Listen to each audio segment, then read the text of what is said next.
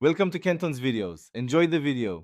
In this video, I will explain how to program a Dodge Charger key fob.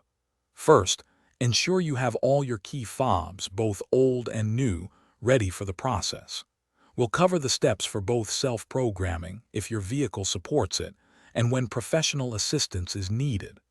This guide will help you get your new fob working quickly and efficiently, saving you time and a trip to the dealership.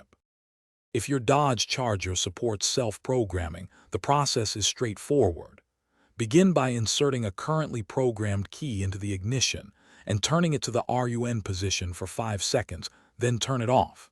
Next, within 30 seconds, insert the new, unprogrammed key and turn it to RUN for 5 seconds. Finally, press the unlock button on the new key fob to complete the synchronization. This method works for many models. For some Dodge Charger models, especially newer ones, or if you've lost all your existing key fobs, professional programming is necessary. Dealerships or certified automotive locksmiths use specialized diagnostic tools to securely link your new key fob to your vehicle's immobilizer system.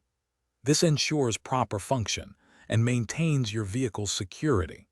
It's a more complex process that requires specific equipment and expertise. To ensure your key fobs remain reliable, remember a few key tips.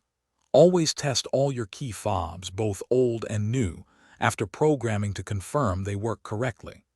Consider replacing the battery in your key fobs every 2 to 3 years to prevent unexpected failures. Keeping a spare, programmed key fob in a secure place can save you a lot of hassle if your primary one is lost or damaged. Thanks for watching. Consider subscribing if we helped you.